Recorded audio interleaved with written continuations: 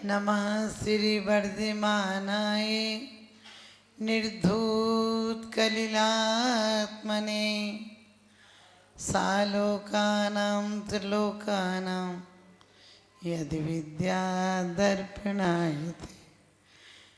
तावदन्यञ्चोरङ्गे ततोऽनन्तिमति स्मृता उद्यानस्तुतेऽपि तुर्येरेविति मतः। क्या कहा है? देखिए, 8 अंगों में आप लोगों का नाम नहीं है, एक चोर का नाम है। पहले अंग में एक चोर की प्रशंसा की है, ताव जंदे चोरांगे। वो चोर कोई ऐसा वैसा चोर नहीं था, राजकुमार था, लेकिन चोरों की संगति में लगने के कारण वो चोर हो गया। और जो सेठ जिन दास को, जिनेंद्र भक्त को जब विद्या सिद्ध नहीं हो पाई, वे चोर को हो गई। क्योंकि पहले के चोर भी ईमानदार हुआ करते थे, अब के ईमानदार भी चोर हैं। पहले के चोर भी चोरी करते थे तो सत्य बोल देते थे।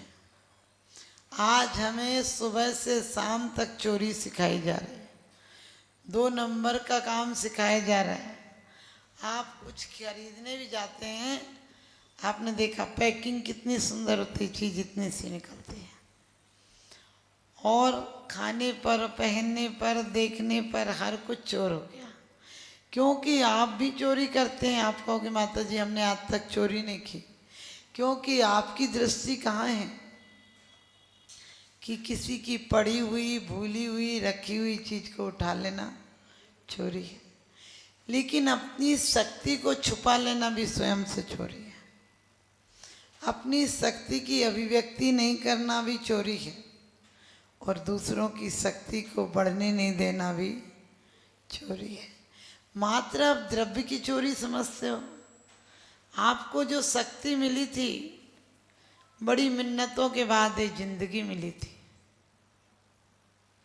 और जिंदगी को भी हमने किस पर दांव लगा दिया? भोगों पर।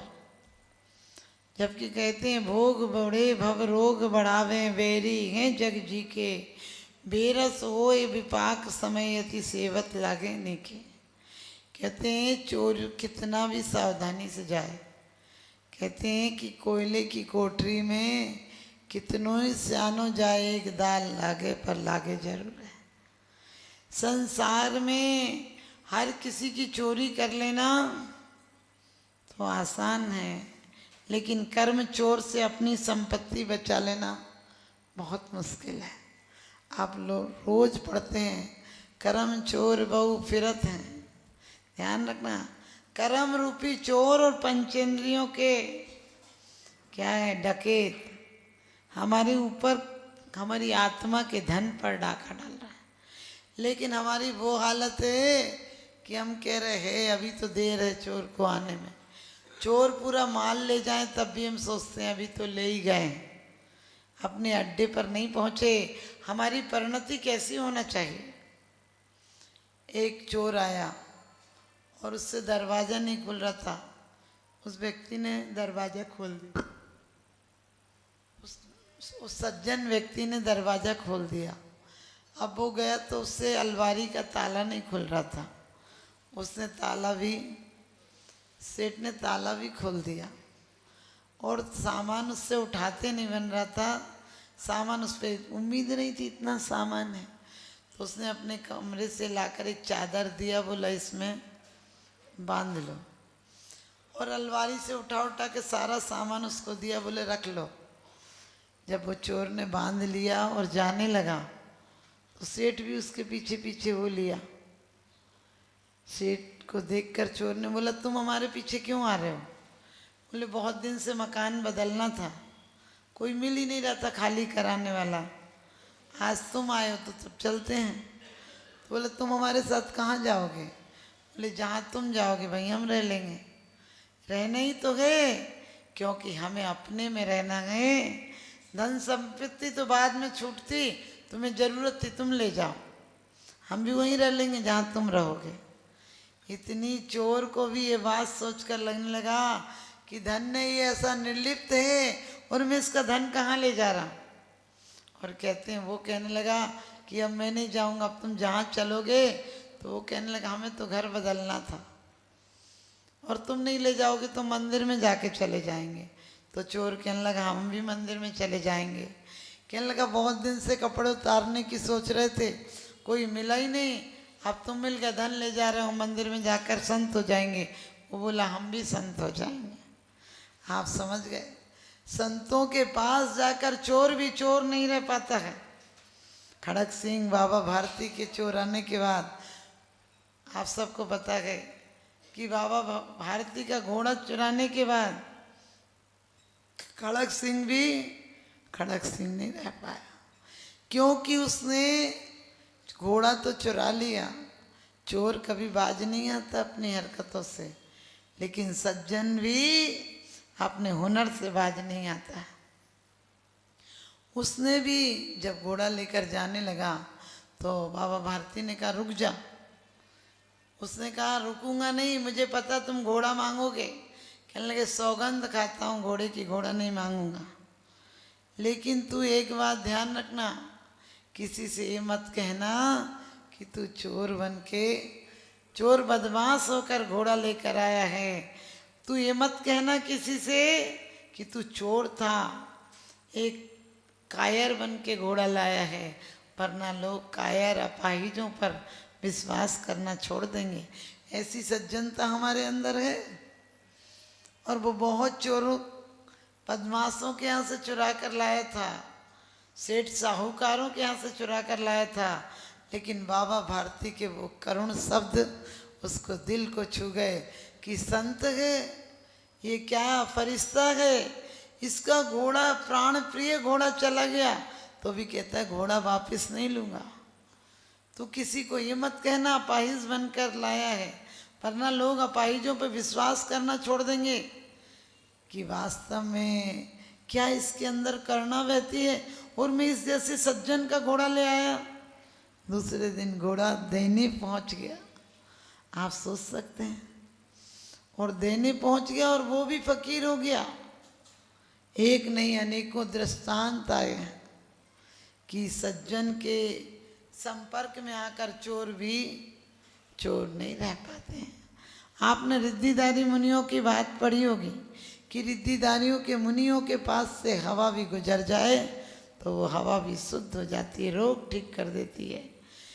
रोग ही ठीक नहीं कर देती, उन्हें ऐसी रिद्धियाँ प्राप्त होती हैं कि रूखा भोजन दो तो घी और दूध के समान स्वाद आए। अपन को तो दूध भी पिला दो तो जहर सा स्वाद आए, क्योंकि पदार्थों में स्वाद नहीं होता, हमारे मन में स्वाद होता है। लोग कहते हैं रसगुल्ला बहुत मीठा होता है, कौन कहता है रसगुल्ला मीठा होता है? कौन कहता है कचौड़ी समोसे जलेबी अच्छे लगते हैं? यदि किसी फांसी वाले को दो उसे स्वाद आएगा? आपके बेटा मरना सन डला हो, आपको कोई कह लो बढ़िया कचौड़ी खाओ, आपको स्वाद आएगा? नहीं आएगा। इसी प्रकार से ध्यान रखना, जिसके अंदर सज्जनता है। तो मांगी को, मांगी नाम की स्त्री थी और उसके मांगी को एक सर्प ने डस लिया और मांगी के पति ने भावना भाई थी कि यदि किसी के पास जाके इसका जहर उतर जाएगा तो मैं उसे मुंह मांगी इनाम दूंगा। वो लेके जा रहा था, वहाँ रिद्धिधारी मुनि बैठे थे, उनके पास ही ले जाते उसका जहर उतर गया। और उसने सोचा कि यदि जहर उतर गया तो मैं सहस्त्र कमल दल चढ़ाऊंगा, और सहस्त्र कमल लेने के लिए गया।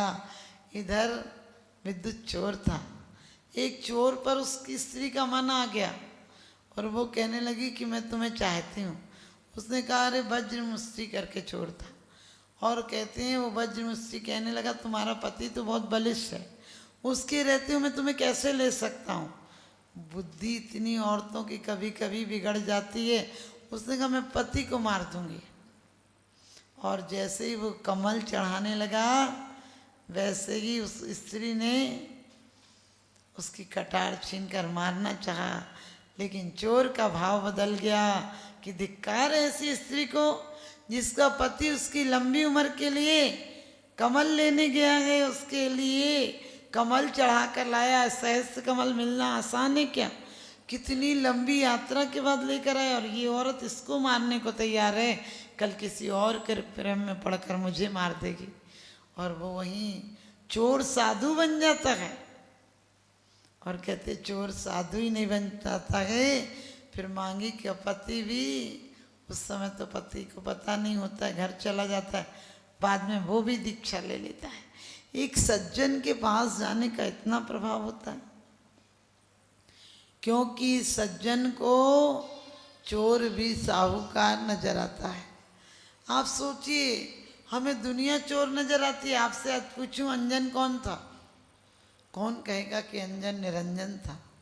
आप सबकी डायरी में लाख पढ़ लो, गुण ग्रहण का भाव रहे, नित्य दृष्टि न दोषों पर जावे, लेकिन आपसे पूछ लूँ अंजन कौन था, फटाक से कहोगे एक चोर था।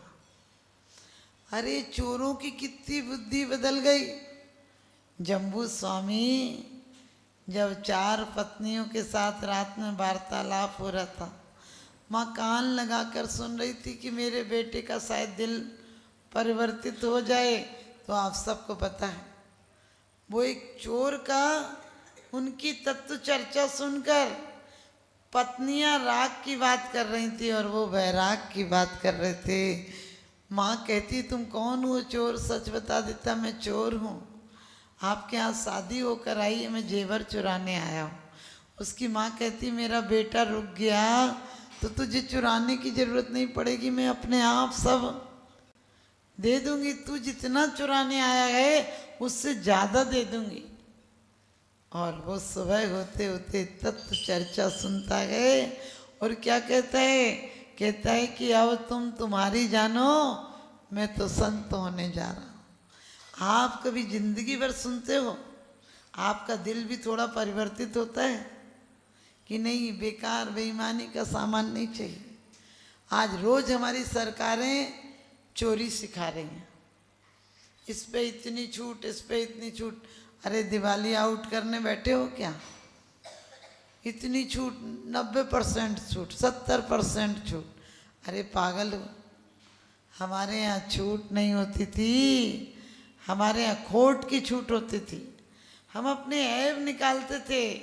हमारे यहाँ वो मितव्ययिता का जीवन था कि 2 साड़ियों में, 2 कुर्ते पजामों में, 2 धोतियों में हमारे बुजुर्ग इतने मितव्ययिता से चलते थे। उन पर 2 जोड़ी कपड़े होते थे और 2-4 साल निकाल देते थे, क्योंकि घर में तो वो बंडी पहने रहते थे, बनियान टाइप की सूती चलती थी, हाँ उसमें जेब होती थी, वो बेचारे पहने रहते थे।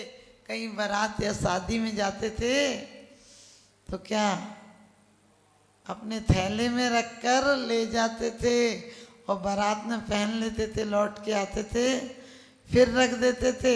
सोच सकते हो, ये उनका लोभ नहीं था, हमारे लिए बड़ी बड़ी जागीरें दे गए, खुद मोटा खा गए, मोटा पहन गए, आपको रहने के लिए मकान दे गए। उन राजाओं के नाम नहीं लिए जाते हैं जो बड़ी बड़ी राज्य सत्ता के मालिक थे, लेकिन उन सेनापति, उन मंत्रियों के नाम लिए जाते हैं।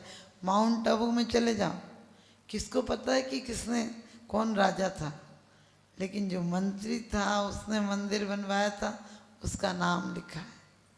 आप खारवेल उड़ीसा में चले जाओ, कौन जानता है कौन राजा था, लेकिन उसका सेनापति था, उसने मंदिर बनवाया। क्योंकि रावण ने सोने की लंका बनाई थी, कोई नहीं जानता, लंका खाक में मिल गई। लेकिन भरत चक्रवर्ती ने सोने के मंदिर बनवाए थे, आज भी देव रक्षा करते हैं। भरत चक्रवर्ती के नाम से भारत भारत जाना जाता है, क्योंकि इस द्रव्य को, क्षेत्र को, काल को, भाव को यदि अच्छी जगह लगा दोगे। रावण कोई पापी नहीं था, महापुरुष है, आने वाले समय में तीर्थंकर बनेंगे। लेकिन एक चोरी की और एक ही चोरी नहीं की। क्या राम को पता नहीं था स्वर्ण की हिरण नहीं होता है? एक हिरण के पीछे वो भाग गए और झूठा नाद बचाया तो लक्ष्मण को सीता ने भेज दिया। ऐसे वाक्य कह दिए कि तुम जाना नहीं चाहते, अपने भाई का हित चाहते हो। आप सोच सकते हो ये वाणी कैसी होती है। हम हंसी मजाक में रोज लोगों को स्कीमें बता रहे हैं, लोगों से हंसी मजाक कर रहे हैं, फालतू बातें कर रहे हैं। ये हमारे वचन वर्गणाओं का दुरुपयोग है। वचन वर्गणाओं किसको मिलती हैं? आपको अक्षरात्मक भाषा मिली है, 2 इंद्री से भाषा तो मिल जाएगी, वचन योग तो मिल जाएगा, लेकिन हमारी और आप जैसी शब्दों को अभिव्यक्त करने की शक्ति नहीं मिलेगी। असंगी तक हो जाओगे तब तक शक्ति नहीं मिलेगी, और संगी भी हो जाओ, शेर आप जैसी पूजा कर सकता है क्या? हिरण आप जैसी पूजा कर सकता है क्या? लेकिन नहीं कर सकता है। एक पंचेंद्री में भी कई व्यक्ति मनुष्य होने के बाद भी बोल नहीं पा रहे हैं, सुन नहीं पा रहे हैं, देख नहीं पा रहे हैं। आपको शक्ति मिली है, आपने इसका सही उपयोग किया। यदि नहीं किया तो कितना दोष लगेगा, कभी सोच कर देखना। एक सेठ के पास एक चोर आया और कहने लगा, सेठ जी हमें कुछ उधार दे दो पैसे। सेठ जी ने कहा, क्या भरोसा तू आएगा कि नहीं? वो अपनी घड़ी रख के चला गया। बोला, मेरी घड़ी रख लो, मुझे 100 रुपये दे दो। सेठ ने उससे 100 रुपये दे दिए। वो 1 महीना की कह के गया था। 1 महीना 1 दिन पहले आया और कहने लगा, सेठ जी मैं ईमानदार आदमी हूँ, आपका 2 रुपये सैकड़े पर ब्याज था, आप 2.5 रुपया ले लो, क्योंकि ये पैसे आपके बड़े अच्छे थे, हमें बहुत काम में आए। अब ऐसे करके आपको पता 2 पैसे कोई ज़्यादा देता हो तो दुकान पे क्या करते हो आप? चाय नाश्ता भी कराते हो, मीठे वचन भी बोलते हो। आपको कोई जिनवाणी 2 फटी मिल जाए तो आपको गुस्सा आ जाता है, देख के दो ना, यही वही जिनवाणी दे रहे हो फटी फटी। लेकिन कपड़े की दुकान हो और कोई 100 साड़ियाँ भी निकलवा ले तो क्या करो? अंदर भले गुस्सा आता है, लेकिन बाहर से तो हाँ और बताइए, देखिए देखिए, कितने आइटम दिखा देते उसको। और नहीं दे लेके जाता तो कहते, भाभी जी बताइए आपको क्या चाहिए, अगले हफ्ते आना, आपके लिए तो माल तैयार है। इसी प्रकार से आपको 2 पैसे जहाँ मिलते हैं वहाँ पूरी शक्ति लगा देते हो, और 3 लोग की संपत्ति जहाँ मिलती है वहाँ मुर्दे से चले आते हो। सच बताना, मंदिर में कैसे आते हो? कहीं और अच्छी जगह जाना हो, आज आपको कोई मिनिस्टर से मिलना हो, अभिनेता से मिलना हो, तो कैसी शक्ल और कैसी अकल होती है, कैसी चाल ढाल होती है कि लगता उड़ रहे हो। और मंदिर में आना हो तो लगते ऐसे जैसे घसीट के लाए जा रहे हो। बोलते भले अच्छे शब्द हो, बोलते तो क्या हो कि धन्य भाग मेरो भयो करन लगो तुमसे, और शकल कैसी होती है? तुमको पूजे से पति है पत्नी पे देव, धन्य भाग मेरो भयो करन लगो, मैंने पता भी नहीं चलता, खुद बोलो और खुदा सुने। शकल ऐसी होती जैसे किसी ने मार पीट के भेज दिया। लेकिन वो चोर भी जहाँ 2 पैसे का फायदा होता बड़े मीठे बोलते हो। सेठ ने कहा, कोई बात नहीं, कभी चाहिए तो और ले जाना। बोला, चाहिए क्या? अब आपके 100 रुपये से इतना काम हो गया, आज मैं 500 रुपये लेने आया। सेठ ने उसे 500 दे दिए। वो टाइम पर आता और थोड़े पैसे ज़्यादा करके सेठ को दे जाता। एक दिन चांदी के बर्तन लेने आया और कोई चांदी के 5 किलो बर्तन ले गया। 1 महीने के कह के ले गया था। 1 महीने बाद आया और 2-3 चम्मच 1 कटोरी ज़्यादा ले आया। सेठ ने बोला, ये ज़्यादा? बोले, क्या बताएं, आपके बर्तन ले गया था और बर्तन के बच्चे हो गए थे तो मैं तो बच्चों सहित वापस कर गया। अब सेठ तो खुश हो गया कि वह बढ़िया उल्लू फंस गया। एक दिन आया और कहने लगा, सेठ जी सोने के बर्तन दे दो, हमारे खास रिश्तेदार आए हैं। और वो तो बर्तन सेठ जी ने दे दिए, लोभ में दे दिए। वो आया ही नहीं, 1 साल तक नहीं आया। सेठ जी ने उसे ढूंढ ढांड के पकड़ के बुलाया। कहने लगा, भाई तू आया ही नहीं? तो कहने लगा, आपके बर्तन बीमार हो गए थे, उनका इलाज करा रहा था। और बोले, वो बर्तन तो मर गए आपके? बोले, बर्तन भी मरते हैं क्या कभी? तो बोला, क्यों, जब पैदा हुए थे तब नहीं पूछा तुमने? कि बर्तन पैदा भी होते हैं क्या? ध्यान रखना, तू चोर है, मैं चोर हूँ तो तू महाचोर है, तू दुनिया का चुराता है। तुझे सबक देने आया हूँ कि ज़्यादा लालच मत किया कर। और मेरा बिगाड़ ही क्या लेगा तू? जेल में भेज दे, मैं तो वैसे भी रोटी फ्री की खाऊंगा।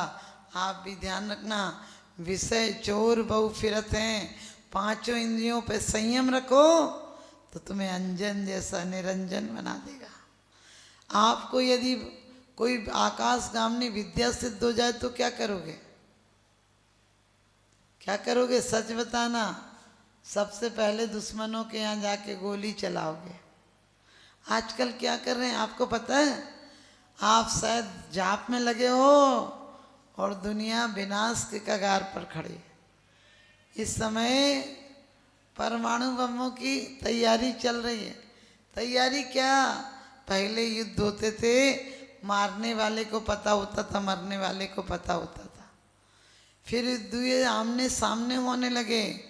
अब हिंदू के बम से हिंदू मर जाएगा।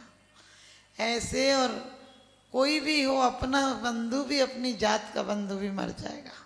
क्योंकि अब परमाणु बम चलेंगे तो व्यक्ति पर नहीं चलेंगे, संस्कृति पर चलेंगे। अब जो बम चलेंगे, अब जो आदमियों ने आविष्कार किया, सोचो कितना बड़ा विनाश किया। अब जो मरेंगे तो सिर्फ इंसान नहीं मरेंगे, जानवर, पेड़ पौधे, कुछ नहीं बचेगा।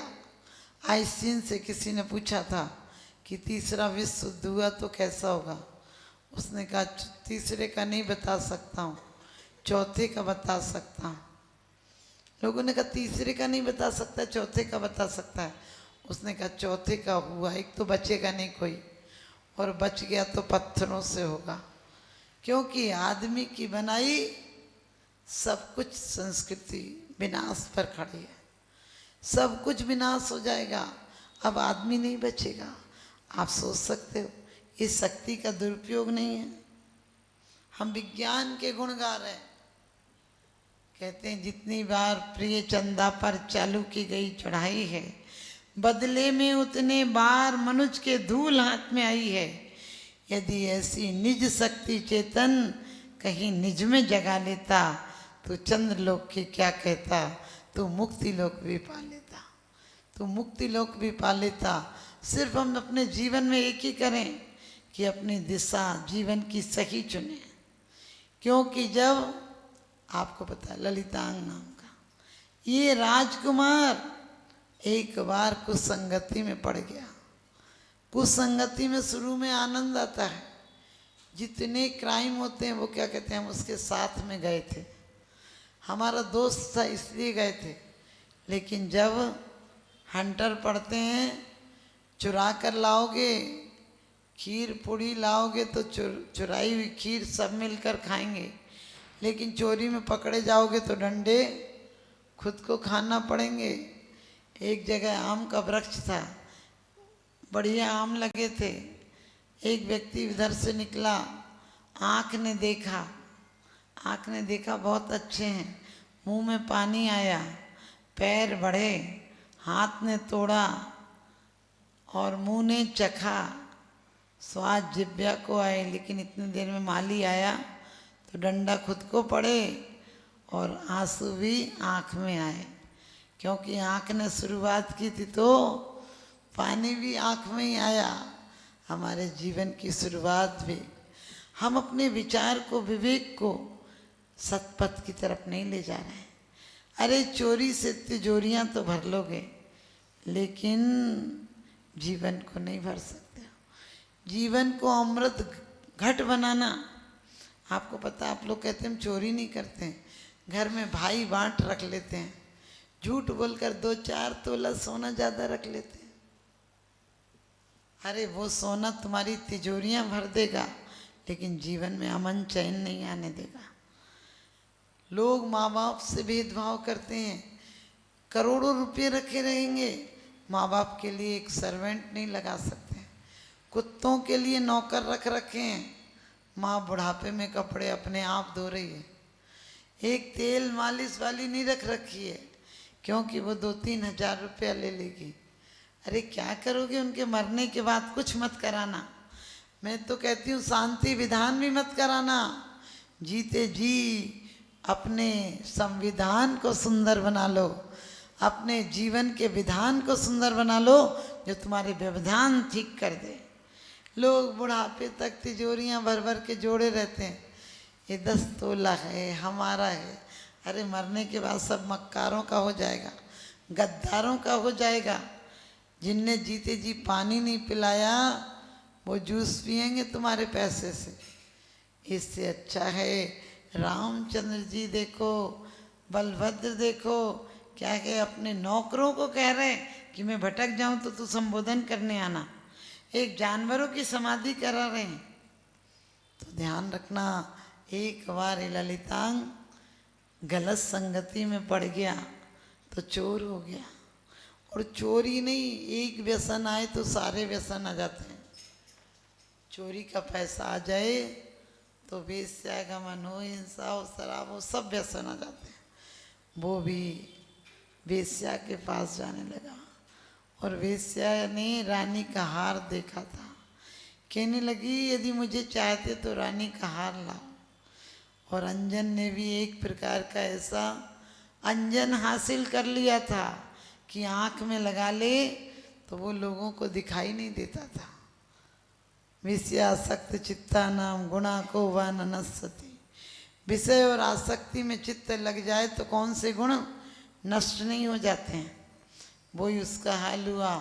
हार तो चुरा लाया, ये नहीं दिखा,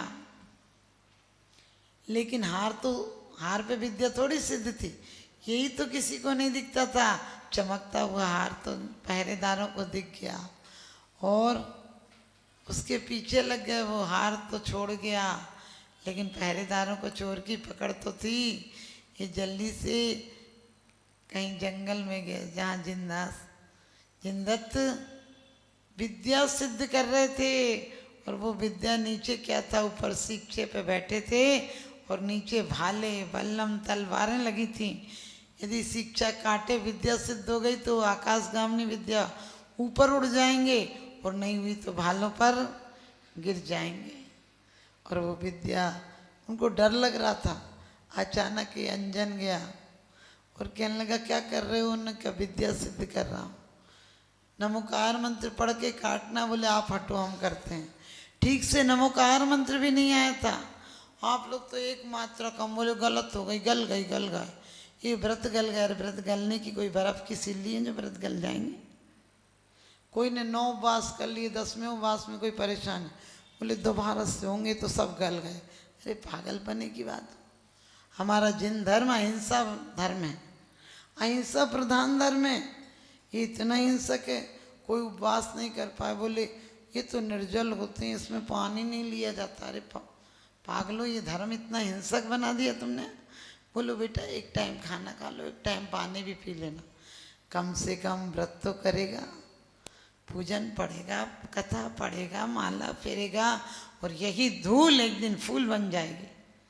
जितने पुराण उठाकर देखो, ये पुराणों में क्या लिखा है कि कोई चांडाल कन्या एक फूल रखाती है परमात्मा के दरबार में और अगले बार सुकोसल सुकमाल हो जाती है। हम लोग तो यहाँ कोई अजैन आ जाए, जैन मंदिर में नहीं आना, तुम कौन हो, चलो चलो। अरे समोसरण में जानवर चला जाता है, यहाँ तुम इंसानों को नहीं आने देते हो। इंसानों को नहीं आने दोगे तो अगले बार भूत बन के तुम खुद डोलोगे। क्योंकि एक बार एक व्यक्ति आया, कहने लगा माता जी हमारे पिताजी दिखते हैं। हमने कि दिखने दो, बाप है। बोले नहीं वो कैसे दिखते हैं, वो तो मर गए। हमने कि पता है। कुछ छोड़ गए कि नहीं? बोले 3 फैक्ट्री 5 मकान। हमने कि वे देखने आते होंगे, एक मकान उनके नाम कर दो। बोले नाम कैसे कर दूँ, मर गए। मैंने कि उनसे कह दो कि वो वाला मकान तुम्हें और किसी में मत घुमा करो, वहाँ एक थाली रखवा दो, इंतजाम के नाम पे तो यही हो सकता है। बोले माता जी उन्हें निकालो। मैंने कि तुम्हारे बाप के साथ मैं इतनी गद्दारी नहीं कर सकती हूँ, और तुम्हारे बाप को पता होता कि तू निकालेगा तो मकान बनाने की झंझटी काय को पालता। किसी क्षेत्र पे अपना एक कमरा बनवाया होता, क्षेत्र पर तुम तो जाते नहीं, बेचारा आराम से रहता। तो ध्यान रखना, जैसे ही अंजन ने वो मंत्र लिया, मंत्र तो ढंग से कभी पढ़ा नहीं था तो याद नहीं हुआ, लेकिन जो भी कहा सेठ वचन प्रमाणम, आड़म ताड़म कछु न जानम, सेठ वचन प्रमाणम, और शिक्षे काट दी और आकाशगाम ने विद्या सिद्ध हो गई। ध्यान रखना, एक चोर चांडालों को विद्याएं सिद्ध नहीं होती, लेकिन सच्चे मन से परमात्मा के प्रति आस्था आ जाए, निशंक हो जाए, शंका नहीं रहे, शंका नहीं रहती है तो विद्याएं तो क्या देवताओं के आसन कंपायमान हो जाते। और उसे विद्या सिद्ध हो गई तो देखो अपने उपकारी के प्रति पहले आभार प्रकट करने गया, फिर जाकर दीक्षा ले ली और उसी भव में अंजन निरंजन बन गया।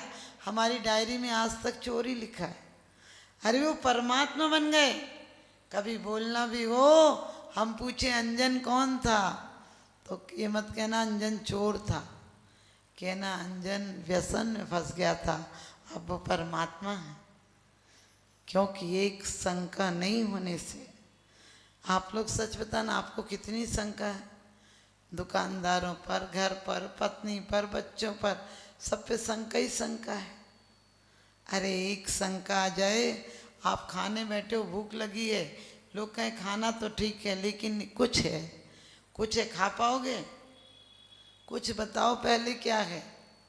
आप दूध पीने बैठे हो, बोले पीना मत, इसमें कुछ है, शंका हो गई, अब पी पाओगे? नहीं पी पाओगे। कुछ है जहाँ जीवन में भी नहीं जी पाओगे, अध्यात्म में भी नहीं जी पाओगे, परिवार भी सुखी नहीं होगा। हमेशा मैं बोलती हूँ कि यदि आपकी पत्नी से आपको बहुत प्रेम हो और एक पुराना पत्र मिल जाए, बताओ प्रेम कहाँ चला जाएगा। अब आने के बाद कोई पत्र नहीं है, पुराना है, उस पत्र को देख के भी तुम्हें आग लग जाती है। जरा सी शंका आ जाए, आप समझ गए, कोई भी शंका आ जाए तो मन नहीं लगता है। और आपके जीवन में धर्म में शंका आ जाए तो धर्म कहाँ से चलेगा। तो पहले ही अंग में एक चोर की बात कही है, चोर का गुणान बात किया है कि धन्य है वो अंजन, निशंक होकर निरंजन बन गया। हमारे जीवन में, हमारे परिवार में, समाज में हमें कोशिश करना चाहिए कि हम व्यापार में अपने जैन बंधु के यहाँ यदि 2 पैसा ज़्यादा आता तो अपन क्या बोलते हैं, यदि किसी वजह से उसको दुकान का किराया भी देना है, छोटी दुकान है, उतने ही ग्राहक आते हैं, हमें हर काम अपने जैन बंधुओं से कराना चाहिए।